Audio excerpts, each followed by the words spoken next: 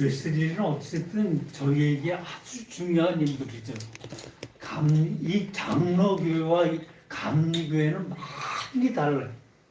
장로교회를 따라서 그냥 무심코 사람들은 들어가는데 그 장로교회는 하나님의 그 말씀이 우리와 완전히 달라요. 예, 좀 더 나아가서 설명드리기로 하고 어쨌든 이 기독교 예수 그리스도를 믿는 종교죠. 이 기독교가 1500년 동안 그 캐톨릭에서 마음대로 그 안에서 사람들은 성경에 뭐가 있는지도 몰라요. 1500년 동안. 중요한 건 그들은 그냥 성례를 받은 것뿐이 다른 것들 아무것도 몰라요. 왜냐하면 설교 전체가 처음부터 끝까지 다 라틴어로 되어 있어요. 그러니까 설교할 때도 라틴어로 해요. 전혀 듣지 못하는 알지 못하는 사람들이 그냥 라틴어로 설교할 뿐이에요. 그러니까 성도들은 거의 라틴어를 모르는데 그 사람들은 은혜를 받을 수가 없어요.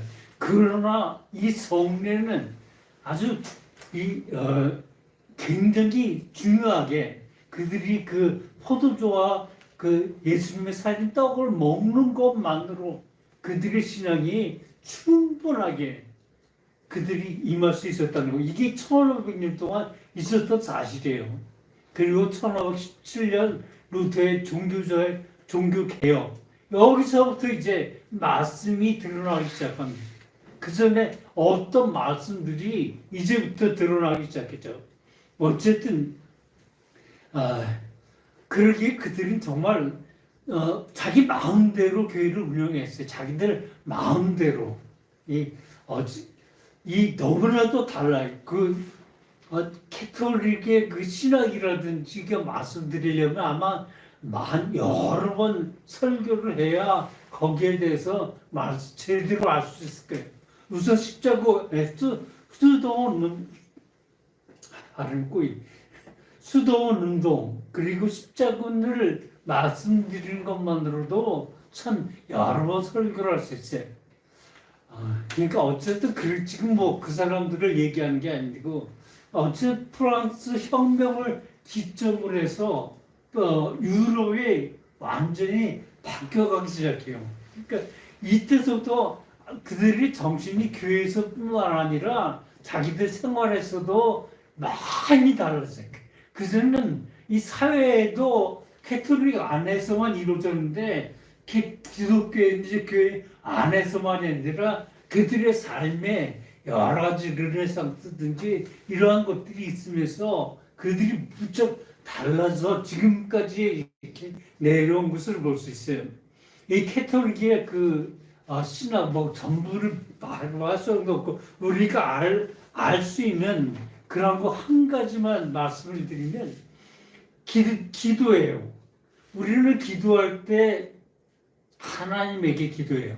그 다음에 예수 그리스도의 이름으로 기도합니다. 그러니까 요한복음 14장 12절로 14절에 나와 있는 말씀입니다.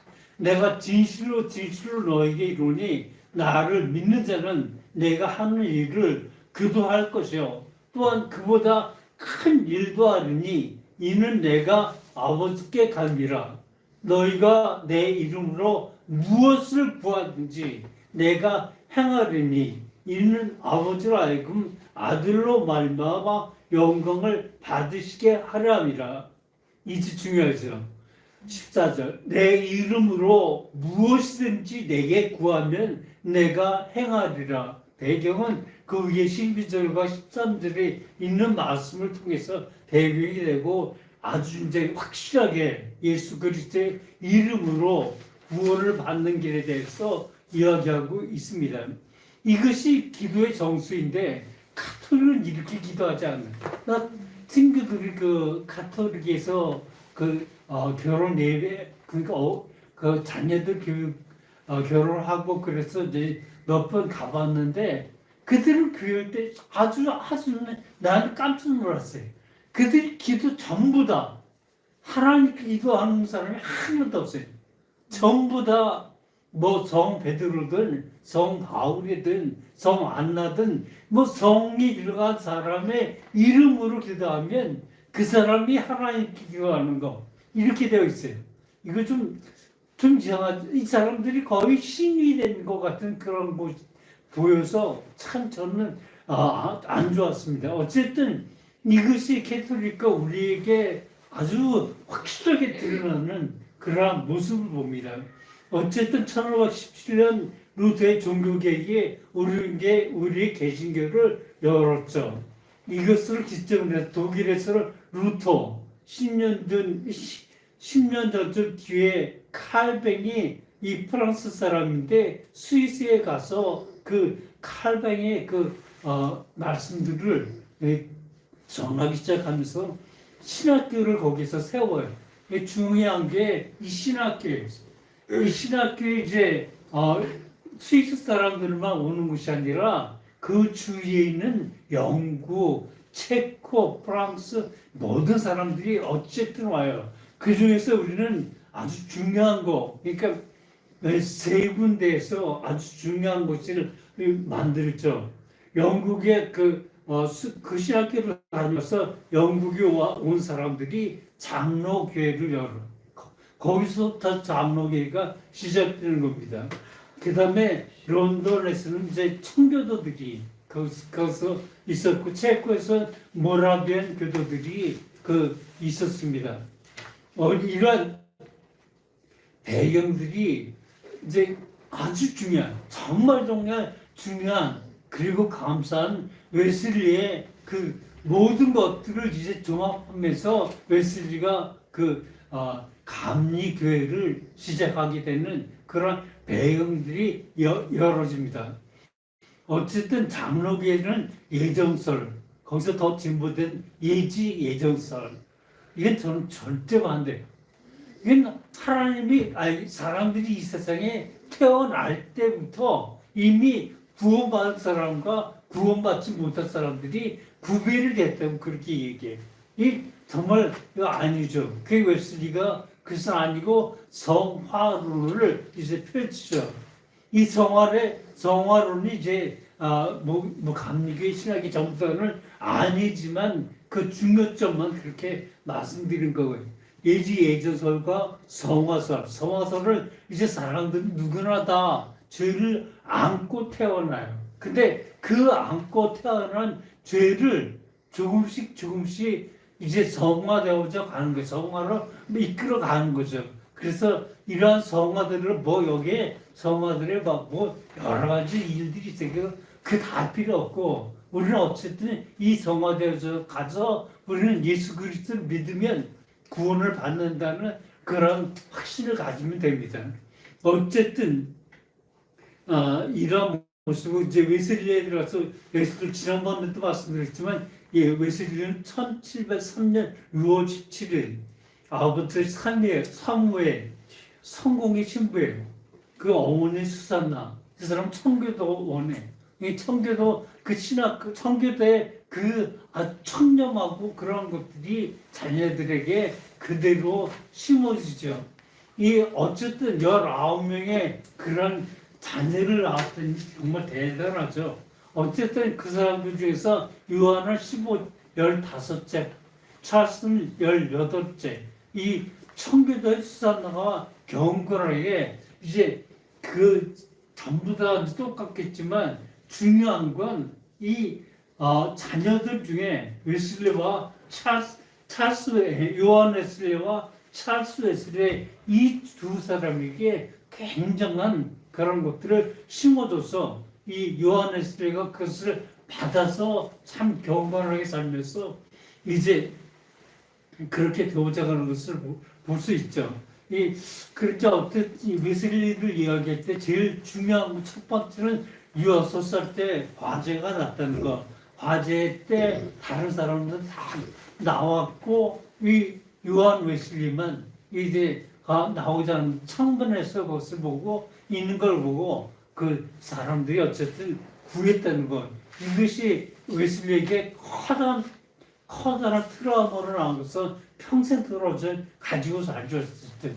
근데 옥스퍼드 대학에서 중요한 것도 이 찰스 웨슬리와 이 요한 웨슬리가 중요하게 열었던 것이 헐리클럽, 신성클럽이에요. 신성클럽에서 만든 그 일이 이 기독 감리교의 그 이제 배경들이 되는 것을 볼 수 있습니다. 또 그렇게 성스럽게 그런 일들을 했지만 이게 성령으로 어떤 결과가 나타나지 않았어요. 어쨌든 이 웨슬리를 꼽을 때 그 악불난 그 사건과 이제 두 번째 중요한 것이 이게 배 안에서죠. 배 안에서 이제 큰 풍랑이 일 때 자기는 무서워서 죽는 게 너무너무 무서워서 숨었는데 모라비안 교도들이 참 편하게 찬송을 부르는 그런 모습을 보고 이게 뭐지 하고 자기도 기독교고 그 사람도 똑같은 기독교인데 왜 나는 죽음을 이렇게 두려워하고 저 사람들은 죽음을 그냥 아무렇지도 않게 그렇게 여기는 것일까 라고 하는 그런 것들로 인해서 이 웨슬리가 그것을 해결하지 못했어요. 그러니까 어머니 청교도들 안에서도 어쨌든 이런 성령의 역사들은 없었던 것 같아요. 어쨌든 그 사람들이 그 청결하게 살면서 많은 것들을 이루어갔지만 어쨌든 이 웨슬리에겐 그런 것들이 묻어나지 않았습니다. 그래서 이제 그 미국에 도착해서 모라비안 교도들의 그 목사인 볼로에게 상담을 통했는데 그 질문을 왔더니 뭐 다른 것처럼 여기서 이렇게 질문의 구체적인 내용이 참 다 어쨌든 간에 그 사람들의 요지가 뭐냐면 너희 마음속에 네 마음속에 예수 그리스도가 있냐 없냐예요. 근데 요한웨슬리는 그것을 듣고 없는 것 같은 그런 것 때문에 참 마음이 안 좋았죠. 그 다음에 두 번째 질문한 것이 네 마음에 성령이 있냐 없냐 그게 결국 성령을 받았냐 못 받았냐 그건데 결국 이 웨슬리는 그 질문의 유지대로 성령을 받지 못했다는 것을 깨닫고 그때부터 그는 아주 커다란 마음의 신앙의 아주 굉장히 복잡한 그 마음을 가지고 거기서 계속 어쨌든 같은 설교를 하고 그렇게 모임을 갖습니다. 그런데 그 웨슬리의 그 보수적인 그런 그 믿음 때문에 많은 사람들이 왔는데 그 사람들이 구원을 받지 못해요. 왜 어떻게 했냐면 첫 번째 영국 성공에서 세례를 받지 않은 사람에게 성찬을 주지 않았어요. 두 번째 비국교도의 자녀에게는 다시 세례를 주었고요. 세 번째 영국 교회에서 세례를 받지 않은 사람에게는 장례를 행하지 않았습니다. 네 번째 세례는 반드시 침례를 해야 한다고 했습니다. 그러니까 이러한 이런 것 때문에 결국 웨슬리는 그 성령을 받지 못한 그런 모습으로 어떤 형식에만 그러니까 그런 형식에만 따라서 살았었죠. 그런 것들이 이 형식에만 살던 모습들이 결국은 웨슬리에게 구원을 주지 죽음에서 자신 있게 해결하지 못한 그런 결과를 얻었습니다. 찰스는 오글레초프라는 장군이 새 식민지를 프레데리시아라는 곳에서 가게 되었는데 그때 이 찰스 웨슬리를 이 장군이 같이 데려갑니다. 장군이 그곳에 가서 보니까 찰스가 그곳에 가서 보니까 이 장군이 두 여자를 또 결혼한 사람들이에요. 그런 사람들과 관계를 갖고 서로 이렇게 연락하는 걸 보고 이 찰스가 한 여자를 한테 가가지고 갔는데 그 여자가 권총을 꺼내가지고 위협을 하기 시작했어요. 가까스로 그 권총을 어떻게 빼앗았는데 두 번째로는 이제 칼을 다시 갖고서 다시 덤벼들었어요. 근데 그때 어떻게 제가 그랬는데 결국 이 사건으로 이 찰스는 여기서 목회를 못하고 영국으로 되돌아가죠. 또 웨슬리도 비슷한 시기에 이런 일이 저번에도 얘기했지만 웨슬리는 그 식민지의 장관의 조카딸과 결혼하기로 약속했지만 모라비안 교도가 결혼하게 되면 설교를 마음껏 하지 못한다고 그렇게 해서 결혼하지 말라고 해요. 그래서 듣고서 이제 결혼을 파혼했습니다. 그 여자는 다른 사람하고 결혼하는데 이 요한이 그들에게 성찬을 베풀지 않아서 그들의 모함으로 고소를 받고 이제 요한도 결국 미국으로 돌아왔습니다. 웨슬리 형제는 미국 그 목회가 실패했는데 요한의 실패의 원인을 이 요한의 그 사건들이 그런 깔려져 있는 것 때문이 아니라 이게 실패한 원인이 뭐다는 것을 알죠.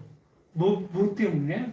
성령 받지 못했다는 걸 자기가 알고 있기 때문에 그렇게 되고 결국 그는 성령을 받지 못해서 이런 일들이 벌어졌구나 라고 하면서 그때서부터 성령을 받으려고 어떻게 하면 받는 건지 몰라서 참 여기저기 많이 찾아다니기도 했고 근데 어쨌든 제일 마지막에는 모라비안 성도들에게서 그가 바꿔주기 시작했죠.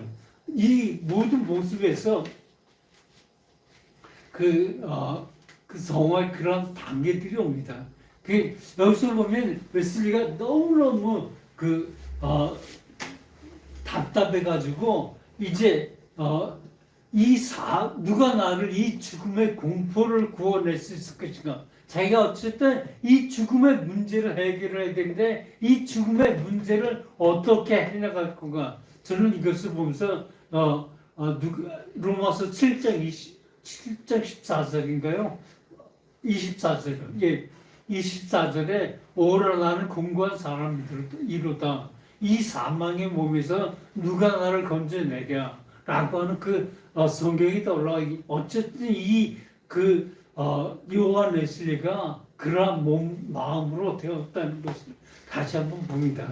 근데 어쨌든 이 죽음의 공포의 구렁텅이에서 나를 건져내줘 해달라고 하는 그러한 모습을 보이게 했죠. 또 다른 한편에서는 죽는 것이 분명히 유익한 것을 나에게 좀 내 마음속에서 생겨날 수 있게 해달라고 기도해요. 이 죽는 것이 어떤 때는 확실히 그런 것이 유익한 것이다. 또 자기 자신을 예수 그리스도께서 내 안에 있는 것을 느낄 수 있도록 해달라고 그렇게 기도해요. 어쨌든 1738년 5월 24일 이거 아주 감리교인들이 이 날짜만을 굉장히 중요하게 여기죠. 어쨌든 1738년 5월 24일 날 모라비안 교도들이 모이는 그곳에서 이제 같이 기도를 하는데 모라비안 교도의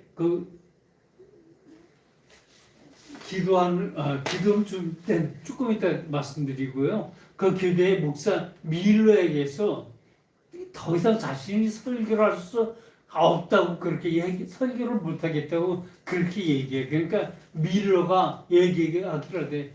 너는 뭐 설교를 해야만 한다. 근데 어떻게 설교했냐면 믿음을 설교해라. 그러니까 믿음을 설교할 때 너의 그 믿음이 없더라도 계속 그렇게 설교하고 다시 그 안에서 믿음이 생기면 그 믿음이 생긴 그것을 설교해라. 그러니까 확실히 그 믿음을 소유하라고 하는 그런 이야기예요.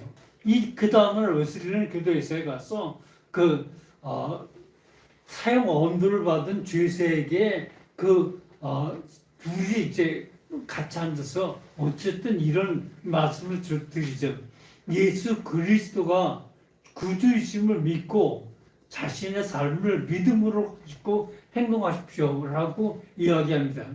그리고 2주 후에 다시 그를 만나서 손을 잡고 기도할 때 이 세움스의 얼굴이 갑자기 환해져요.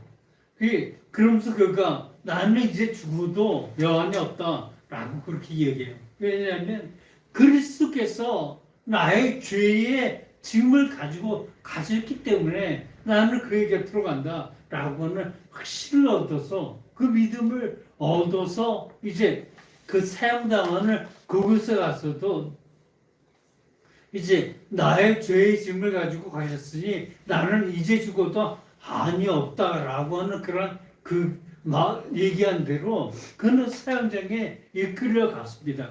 이끌려 가면서도 그가 확실하게 느끼는 것은 이제 나는 죽어도 여한이 없다라고 하는 것을 얼굴에서 그대로 환하게 웃으면서 죽을 수 있었다는 거. 이런 것을 웨슬리가 봤습니다.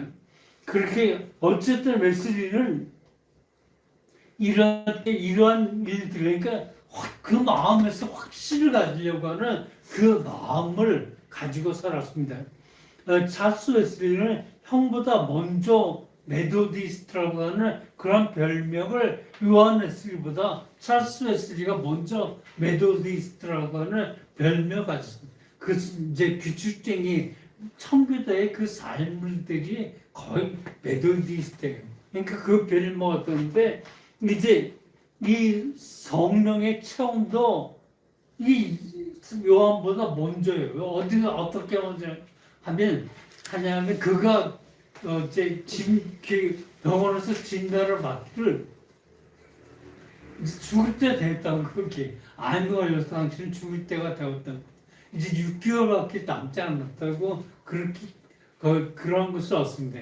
그래서 그는 이제 그 친구 원래 이제 엄마가 사는 어디 장소를 기억하지 못했겠는데 어쨌든 그 친구가 엄마한테 가지 말고 자기 집에서 기도하면서 하자. 이 사람이 뭐라면 그거예요. 어쨌든 이 볼레이가 그렇게 데리고서 그와 함께 기도를 하는 가운데 병이 나았어요. 그때 그러면서 성령 체험을 거기에서 합니다. 이제 웨슬리는 이러다가 1738년 5월 20일 오후 9시 15분경에 아까 말한 올도스트케이트에서 이제 거기서 사회 보는 사람이 루터의 갈라디아서 서문을 읽기 시작했어요. 하나님께서 예수 그리스도를 믿는 자의 마음이 일으키시는 변화를 논하는 그 부분을 읽을 때 그 웨슬리가 성령을 받았습니다. 그 일기에 써놓기를 나의 마음이 이상스럽게도 더워짐을 느꼈다. 우리 성령을 받으면 어떻죠? 막 그냥 저도 그랬지만 이 방언으로 무척 오랫동안 한 두세 시간을 처음 방언을 받을 때 처음 성령을 받을 때 2시간 내지 3시간 동안 이렇게 기도를 했어요. 어쨌든 성령 받을 때 이렇게 기도를 받는데 이 웨슬리는 그런 것이 아니고 이제 그 마음이 더됨을 그냥 느꼈다고 그렇게만 됐어요. 그러니까 우리가 성령 받는데 막 방언에 따르지 않아도 우리들이 그 어떤 변화를 속에서 느끼면 그것이 성령 아주 큰 일을 하는 이게 완전히 달라졌거든요. 웨슬리가 이때와 그 다음에 이 성령을 받고 났어요. 그 행동을 달라져도 완전히 달라졌어요. 그러니까 설교하면 어떤 일이 벌어지냐. 그전에는 그냥 말씀을 듣고 많은 사람들이 모이기만 했지만 이 사람 이제 그 설교를 할 때 어떤 현상이 나타나냐면 사람들이 막 제가 말한 그런 성령의 운동이에요.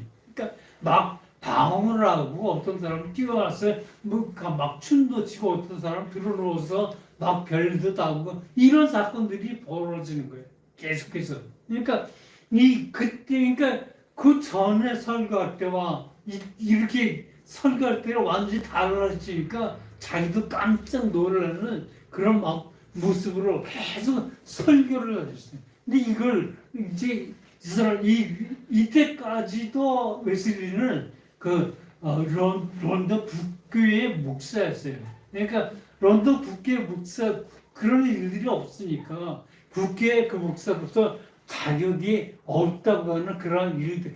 자, 그렇기 전에 먼저 설교를 이제 제안해요. 너는 우리 그 설교할 수 없다. 그러니까 그럼 좋다고 당신들은 여기 국교니까 영국에서만 이렇게 설교를 했지만 나는 이제는 세계는 나의 교구다 라고 하는 그런 얘기를 하는 거죠.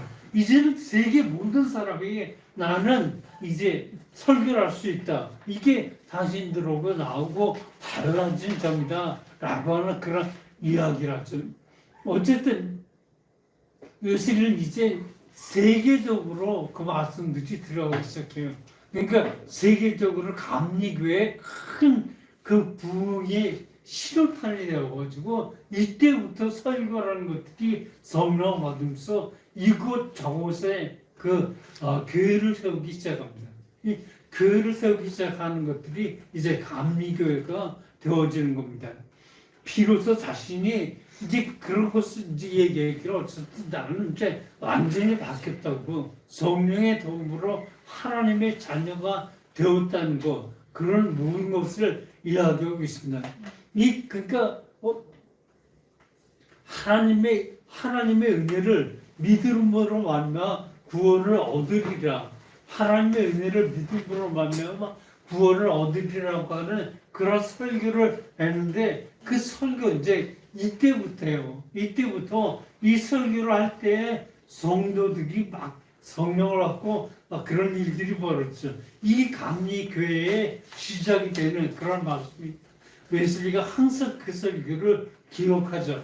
그게 이제 1738년에 그런 일들을 보고서 3개월 동안 독일에 갑니다.